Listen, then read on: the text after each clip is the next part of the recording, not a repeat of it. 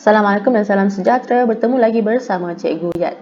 Dalam video kali ini, Cikgu akan menunjukkan perbincangan jawapan bagi set modul and more keluaran pelangi bagi pra SPM kertas 2 bahagian A tingkatan 4. Okey, untuk kertas 2 baru diberi 2 jam 30 minit untuk melengkapkan kertas 2. Okey. Bukan untuk bahagian A sahajalah, untuk semua ketiga-tiga bahagian. Dalam bahagian A ini ada 40 markah dan kamu wajib menjawab ke semua soalan lah. Ada 10 soalan. Kita lihat soalan yang pertama. Gambar rajah Venn di ruang jawapan menunjukkan set semester P kesatuan Q kesatuan R semuanya. Pada rajah di bawah, lorekkan set P persilangan Q dan juga B, P kesatuan bagi Q persilangan dengan R prime. Untuk menjawab soalan ini, kita gunakan teknik Roman. So, kita letakkan nombor pada setiap rantau. Okay, teknik Roman ni kita letakkan nombor ya. Dan seterusnya, kita lihatlah untuk rantau P kita ada nombor 1, 2 dalam dia. Okey. Next untuk rantau Q kita ada 2, 3, 4. Kalau kita nak persilangan, kita lihat nombor yang sama di sini adalah 2, maka kita lorekkan nombor 2. Untuk B, okay, kita nak P kesatuan Q persilangan R prime. So kita tahu kita nak guna teknik Roman, kita letak nombor. Okey, dan kita cari sebelum ni lah. P adalah 1, 2, Q adalah 2, 3, 4. Kita nak tengok dan seterusnya kita perlukan R prime. R prime adalah selain daripada di dalam R, iaitu 1, 2, 3. Yang di luar R. Okey. So kita pun selesaikan satu persatu. Yang dalam kurungan dahulu Q persilangan R prime, kita lihat apa nombor yang sama, 2, 3. Okey. So Q persilangan R prime adalah 2, 3. Seterusnya kita akan kesatuankan dengan P 1, 2. Maka kita akan dapat 1, 2, 3. So, kita pun lorek rantau 1, 2, 3. Sini ya. Lorek guna pensel. Okay, kita lorek satu arah sahaja. Tak perlu padam nombor-nombor tu, biar sahaja itu bukti jalan kerja kamu. So, markah untuk A 1, untuk B 2 markah. Okay.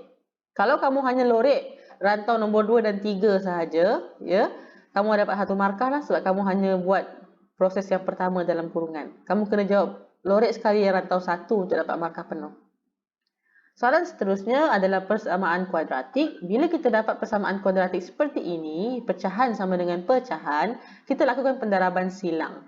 Yang bawah darab dengan ketiga, yang 4x darab dengan x tolak 2, kamu akan dapat seperti ini. Okay? 4x dalam kurungan x tolak 2 sama dengan 3 dalam kurungan x tambah 1. Kita buat pendaraban silang. Kita kembangkan, dapatlah 4x kuasa 2 tolak 8x. Yang belah kanan dapat 3x tambah 3. Kita kumpulkan ke belah kiri sama dengan kosong. Jangan tertinggal sama dengan kosong ya. So, kita akan dapat 4x kuasa 2 tolak 11x tolak 3 sama dengan kosong. Okey, kita pun tahu, bila tekan kalkulator, kamu akan dapat jawapan x sama dengan 3 atau x sama dengan negatif 1/4 kan? So, kita masukkan dalam bentuk kurungan tau. Bila kita ada x sama dengan ni, 3 ni positif, kita akan masukkan dalam kurungan tu negatif 3. Kalau yang pecahan ni pula, 4 ni, kamu kena darab dulu dengan x. Darabkan dengan x, kamu akan dapat 4x. Dan tinggal negatif 1, masukkan dalam kurungan positif 1 macam ni. Okey, so kita x tolak 3 sama dengan kosong, maka x adalah 3. 4x tambah 1 sama dengan kosong, maka x adalah negatif 1/4. So, markah dia 1 markah pada bentuk persamaan kuadratik yang ni, yang termudah sama dengan kosong dengan keadaan x kuasa 2 dia positif ya. Kamu kena positifkan dan tidak ada lagi faktor sepunya terbesar antara ketiga-tiga sebutan ini. Yang termudah. Okay? Dan 1 markah pada bentuk pemfaktoran yang betul ada sama dengan kosong. 1 markah bagi nilai setiap satu jawapan dia. So, 4 markah. Okay? Soalan ketiga. Jumlah harga segelas jus oren dan secawan kopi ialah RM7. Beza harga antara 4 gelas jus oren dengan secawan kopi ialah RM18. Berapakah harga dalam RM secawan kopi? Ini adalah melibatkan persamaan linear serentak. Okey, kita kena katakanlah harga segelas jus oren ialah RMX dan harga secawan kopi ialah RMY. Kamu nak guna huruf O dengan K pun boleh, tak ada masalah. Okey? So, ini kita yang mengatakan lah. Okay? Soalan minta harga dalam RM. So, nanti jawapan kita kena nyatakan dalam RM. Berapa RM? Bila kita dah kata buat andaian X dan Y ini, kita tahu jumlah harga segelas jus oren dan secawan kopi RM7, maka kita dapat X tambah Y sama dengan 7. Seterusnya kita ada beza harga antara 4 gelas jus oren, ya, 4X tolak dengan kopi Y RM18. So macam ni. Persamaan kedua. Okey, cikgu suka menggunakan teknik penghapusan. Cikgu di sini, cikgu nampak Y cikgu dah sama, cuma beza dia positif negatif. Cikgu akan buat penghapusan. Cara nak menghapuskan itu, cikgu buat penambahan.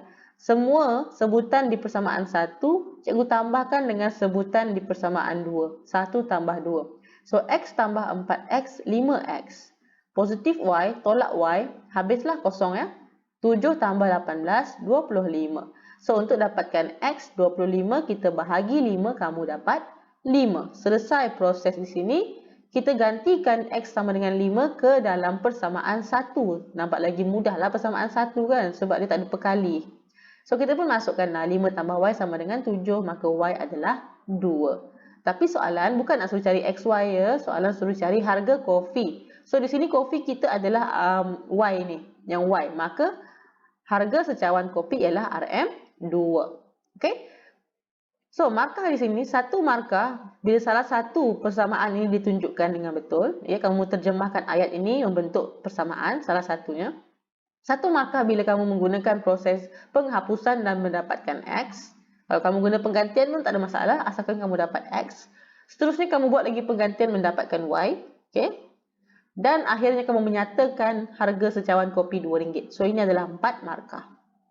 Soalan yang keempat. Pada graf di ruangan jawapan, lorek rantau yang memuaskan sistem ketaksamaan linear ketiga-tiga yang diberi ini. Tapi di kawasan yang diberi rantau ini, di graf ini, hanya ada 2 garisan yang mewakili ketaksamaan yang diberi. Ada satu yang tidak dilukiskan, iaitu Y lebih besar daripada 2. Kita perlukan garisan Y sama dengan 2 lah. Okay? Y sama dengan 2 tiada di sini. Ya? So, Y sama dengan 2 tiada di sini. So, apa yang kamu boleh buat? Y sama dengan 2 adalah garisan yang memintas paksi Y pada nombor 2. Okay? Garis kita putus-putus lah. Y sama dengan 2. Sini ya. Okay. Seterusnya kita nak melorek rantau ni. Apa yang cikgu suka buat? Cikgu suka guna teknik Roman. Untuk melorek 1, 2, 3, 4, 5, 6, 7. Okay. So cikgu pun lihatlah. Untuk yang pertama, Y sama dengan 2/5X. Okay. So, garisan yang ini, kita lihat kawasan bawah dia. Rantau di bawah dia, kita ada nombor 3, 4, 6, 7. 3, 4, 6, 7. Okey, settle. Lihat yang kedua, garisan yang kedua, negatif 1/5X ni. Kita nak yang ini, tapi kita nak kurang daripada. So, kita lihat garisan. Kita lihat rantau di bawah garisan. 1, 4, 5, 6. Dan seterusnya garisan yang melintang ini, Y sama dengan 2 ni, kita nak lebih besar. So, kita lihat bahagian atas. Kita ada 1, 2, 3, 4. So, kamu lihatlah nombor apa yang ada pada setiap ni. Ada 4, 4, 4. Maka, kita lorek rantau nombor 4. Ni. Okey? So, macam tu, kita gunakan teknik Roman. Memanglah agak messy yang cikgu buat tadi kan. Kalau kamu nak menjawab dalam exam, tak perlu padam pun. Tapi kalau kamu tak suka, tak kemas, tak padam pun tak ada masalah. Okay, kita lorekkan guna pensel sahajalah ya, satu arah. So, markah di sini, bila kamu lukiskan garisan Y sama dengan 2 dengan betul, bentuk dia dash line putus-putus, 2 markah. Kalau kamu lukis garis padu, 1 markah. Melorek 1 markah. Okay? Soalan yang kelima. Nyatakan sama ada pernyataan berikut adalah benar atau palsu. 1 ialah nombor perdana. Ini adalah palsu. Nombor perdana yang terkecil adalah 2. 1 ini bukan nombor perdana. Dia adalah identiti kepada semua nombor dan dia adalah nombor ganjil. So, ini palsu. Negatif 2 ialah nombor negatif. Okey, betul.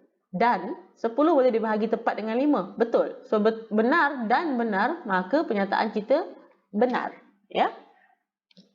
So, 1 markah setiap satunya. Seterusnya, kita akan menjawab soalan B. Tulis 2 implikasi berdasarkan pernyataan majmuk yang berikut. Kita ada dalam bentuk P jika dan hanya jika Q. Okay? So, implikasi kita nanti, jika P maka Q dan seterusnya jika Q maka P. Sebab tu dia minta 2. Ada 2 bentuk ni. So, P di sini adalah M kuasa 3 sama dengan negatif 64. Q adalah negatif 4. Okey, kita jadikan dalam bentuk ni. So, kita punya jawapan jika M kuasa 3 sama dengan negatif 64, maka M sama dengan negatif 4. Dan yang satu lagi, jika M sama dengan negatif 4, maka M kuasa 3 sama dengan negatif 64. Okey? Senang sahaja. Seterusnya, buat satu kesimpulan bagi hujah induktif yang bawah ni. Kalau kamu nampak urutan nombor ni, jangan panik ya. Sebenarnya ini adalah buat pola sahaja. Pertama, apa yang cikgu suka buat? Cikgu tutup dulu yang belah kiri ni. Cikgu akan tutup. Oh, ni satu markah setiap satu ya. So, cikgu tutup, cikgu tak nak pandang dia. Apa yang cikgu buat? Cikgu lihat pada belah kanan sahaja dan cikgu dapati ada nombor yang berulang. 2, 2, 2, 2, 2. Semua ada 2. Semua ada kuasa 2. Semua tambah 5. So, cikgu tahu dia ada 2 dalam kurungan. Yang berubah-ubah ni kita biarkan. Semua ada kuasa 2. Tambah 5. Okey, dalam kurungan yang berubah-ubah ni, kamu tengok adakah dia berubah secara sekata? Ada pattern tak? 1 ke 2, 2 ke 3, 3 ke 4. Everything ni bertambah 1 secara konsisten. Kita katakan dia N. Di mana N itu adalah nombor dalam kurungan tadi. 1, 2, 3, 4. Jangan lupa kena letak 3 kali dot ni. Menunjukkan dia berterusan. Okey? So, macam ni jawapan kita. Tak tulis yang dengan keadaan ni pun tak ada masalah. Okey? So, ni jawapan kita lah. So, kita dapatlah satu markah pada kita punya kesimpulan ni. 2N kuasa 2 tambah 5. Satu markah pada nilai N. Kalau yang depan kamu salah, N kamu betul, kamu tak dapat markah juga ya. Dia kena dua-dua betul baru dapat 2 markah. Okey? Seterusnya soalan 6. Raja menunjukkan gabungan pepejal yang terdiri daripada sebuah kon dan sebuah silinder. Diameter bagi gabungan pepejal itu ialah 14 cm. Kalau diameter 14, jejari 7. Ya, diberi bahawa jumlah tinggi kon dan silinder ialah 21 dan tinggi kon dan silinder adalah dalam nisbah 2 kepada 3. So, 2 bahagian untuk kon, 3 bahagian untuk silinder. Cari isi padu dalam sentimeter padu bagi gabungan pepejal itu. Okey, so yang ini kita kena cari tinggi dahulu.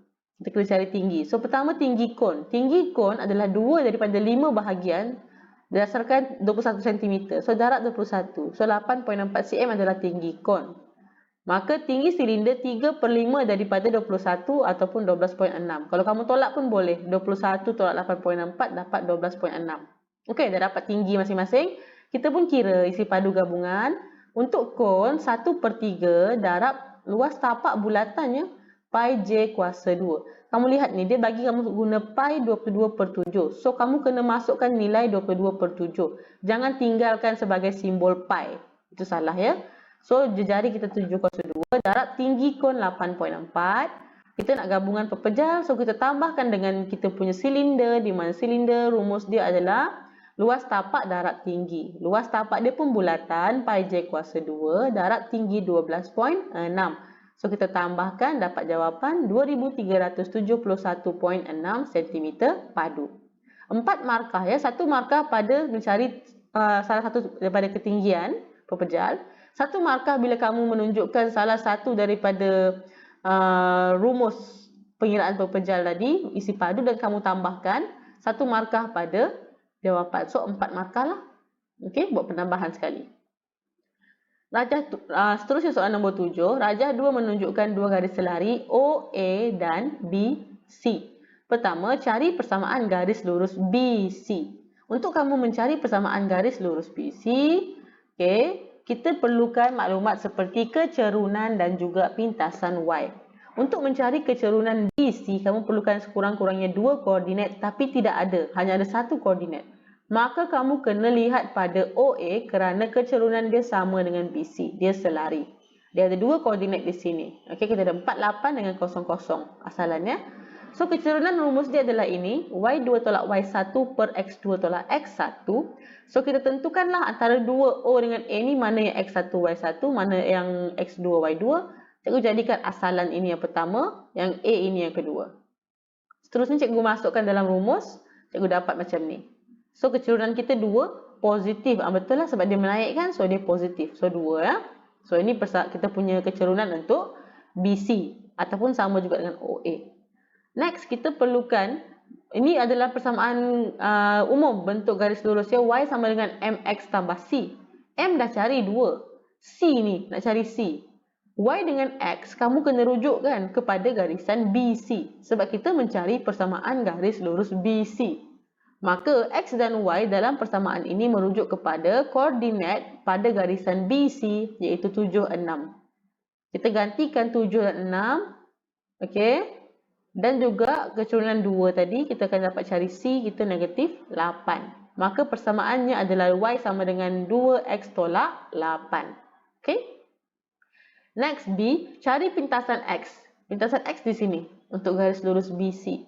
Okey, kita dah tahu kita punya kecurunan 2 dan kita dah tahu kita punya pintasan Y negatif 8. Kita boleh gunakan rumus ini.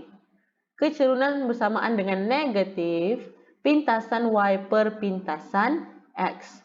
So, kita masukkan M kita 2, negatif pintasan Y negatif 8 per pintasan X. So, negatif jumpa negatif, positif lah ya. Nanti kamu akan dapat pintasan X kamu 4. Logik lah, mesti nilai dia positif. Okey, kaedah alternatif adalah kamu boleh menggantikan gunakan persamaan 2X tolak 8, tapi Y kamu letak kosong. Kamu akan dapat 4 juga. Jawapan akan sama. Okey, 5 markah ya. 1 markah pada pengiraan kecurunan, 1 markah kamu mencari C negatif 8, 1 markah pada persamaan. Seterusnya untuk B, 1 markah bila kamu menggantikan rumus yang betul, okey, nilai-nilai yang betul pada rumus dan jawapan kamu untuk pintasan X. Untuk pintasan X ini, kamu wajib tulis pintasan X sama dengan 4.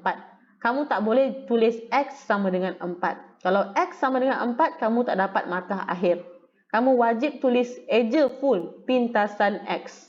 Okay, untuk DLP X intercept kamu kena tulis 3 kali cikgu ulang. Sebab pelajar akan banyak hilang markah di sini. Okay, tulis ya. Jangan biarkan dia X. Kalau soalan minta pintasan Y, jangan tinggalkan dia sebagai huruf Y. Ataupun C. Jangan tinggalkan sebagai C. Kamu kena tulis pintasan Y. Soalan ni tak apa kita tinggalkan C. Sebab dia tak minta kita cari pun. Dia, bukan soalan dia minta cari pintasan Y bagi garis lurus BC. Tidak, dia tak minta gitu. So, kita tak ada masalah. Ini bukan jawapan akhir yang kita minta. Okay? So, kita boleh tinggalkan dia C. Tapi kalau soalan itu betul-betul state, cari pintasan. So, kita kena tulis pintasan. Okay? Soalan nombor 8. Rajah 3 menunjukkan dua sektor OPS dan ORQ yang berpusat O. POQ dan ORS ialah garis lurus. Okay, POS di sini, kita tahu sini 140 darjah. Cikgu kata conteng awal-awal tu. Okay, kita tahu yang ini 140 darjah. So, yang sebelah kanan dia 40 lah. Okay, OP 14 cm. Lepas tu R ialah titik tengah. Kalau R titik tengah, maksudnya 77 cm. So, sini pun 7 cm OQ ni. 77, jari dia sama 7 cm. Okay, menggunakan pi 22/7, hitung luas dalam sentimeter persegi bagi seluruh rajah. Kita ada dua sektor. Okay. So, kita nak kira lah. So, sini 140 darjah ya. Bukan 50 ini bukan 50. Cikgu typo ni. Itu yang cikgu dah conteng awal-awal 40 darjah. So, di sini nak mencari luas bagi sektor ini. Untuk sektor, rumus kita bagi mencari luas sektor, kamu tahu luas bulatan adalah pi J kuasa 2. Kalau nak mencari untuk sektor, dia adalah nisbah theta per 360 darjah darab luas seluruh bulatan. So, theta kita 140 per 360 darab 22/7 darab jari yang besar ini 14. Okey, itu baru yang besar. Kita kena tambah dengan yang kecil. Tambah 40 per 360 darab 22/7 darab jari dia 7. Okey, so ini kita punya pengiraan untuk luas. Okey, kita pun tambah. Dapat jawapan 2562/3. Sebaiknya kamu beri jawapan dalam pecahan. Okey, bercampur ataupun pecahan tak wajar. Kalau kamu nak bagi dalam bentuk perpuluhan, kamu kena bundarkan dua tempat perpuluhan. Okey, jangan bundarkan awal-awal di sini ya. Bundarkan jawapan akhir. Jangan bundarkan dalam proses pengiraan. Bundarkan jawapan akhir. Kalau kamu bundarkan awal-awal, jawapan kamu akan lari ke tepatan tau. Dia akan berbeza. Okey. So, markah satu markah bila menunjukkan salah satu pengiraan sektor, satu markah dan penambahan, satu markah bagi jawapan akhir. Kena tepatnya jawapan ni. So, kalau lain sikit tu salah lah. Maksudnya kamu hilang ketepatan di proses garisan kedua ni. Soalan 9. Rajah 4 menunjukkan 6 kepingkat berhuruf dalam kotak X, number, dan 4 kepingkat bernombor dalam kotak Y, 6, 7, 8, 9. Okay, dengan menyenaraikan semua kesudahan yang mungkin, hitung kebaran kalian bahawa sekeping kad berhuruf konsonan dan sekeping kad bernombor perdana dipilih. Okey, dengan menyenaraikan semua kesudahan yang mungkin. Untuk setiap peristiwa ni kamu kena senaraikan.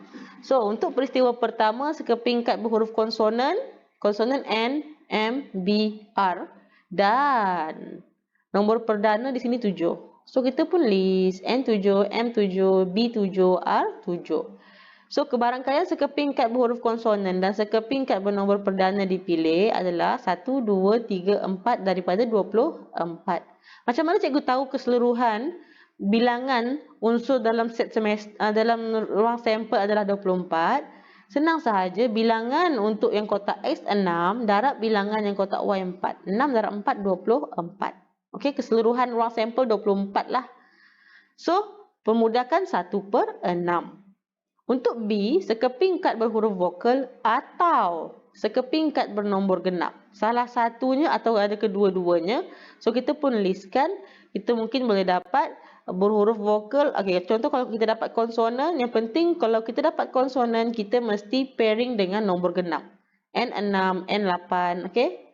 Kalau kita dapat huruf vokal, kita nak atau kan. So, kita boleh je dapat huruf vokal dan nombor genap. Huruf vokal, nombor ganjil. Okay, sebab salah satu tu, dia punya syarat kalau atau, sekurang-kurangnya. So, inilah semuanya. So, kebarangkalian untuk mendapatkan huruf vokal atau sekeping kad bernombor genap adalah 16/24 ataupun 1/3. Okay, bila kita kata or atau, bila atau, dia nak at least sekurang-kurangnya. Maksudnya di sini, dia tidak mahu gabungan. Kita tak nak konsonan dan nombor ganjil. Itu. Kita tak nak konsonan dan nombor ganjil. Okey. Konsonan contoh N. N dengan 7 tak mahu. N dengan 9 tak mahu. Tak mahulah. Okey. Konsonan dan nombor ganjil tak mahu. Tu dia tak nak. So, kalau nak buat peristiwa pelengkap, fikir macam itulah. Okey. Tapi kamu kena listkan berdasarkan soalan. Kad berhuruf vokal atau kad bernombor genap yang ni. So, markah 1 pada senarai, 1 pada jawapan kebarang kalian, 1 pada senarai, 1 pada kebarang kalian. So, 4 markah. Okey? Okey, untuk soalan yang terakhir, Rajah 5 menunjukkan suatu graf. Pemberat dalam graf mewakili jarak dalam meter. Tentukan laluan dengan jarak terpendek dari bucu A ke bucu E. So, kita kena senaraikan semua laluan yang mungkin, possible routes. So, kita lihatlah kita boleh laluan yang mungkin dari A ke bucu E. Kita boleh A, G, C, F, E. A, pergi G, pergi C, pergi F, pergi E. Total kan 17. Atau mungkin AG, FE, total 12. Atau mungkin AG, CE, total 13. AGF, CE, AGF, CE, total 18. Kita nak jarak yang terpendek, maka laluan AGFE merupakan laluan terpendek dengan jarak 12 meter. Okey, so markahnya di sini. Kamu buat semua laluan yang mungkin ini 2 markah. Kamu nyatakan yang terakhir siapa yang paling laluan terpendek 1 markah dan nyatakan laluan terpendek dia berapa 1 markah. Okey, so 4 markah. Senang saja kan? Okey, so kita dah selesai bagi pra SPM kertas 2 bahagian A tingkatan 4 modul and more. So, cikgu harapkan video cikgu bermanfaat. Thank you for watching dan kalau ada sebarang soalan boleh ajukan di ruang komen dan cikgu akan reply kemudian. Okay, so thank you for watching. Jangan lupa like dan subscribe. Bye. Assalamualaikum.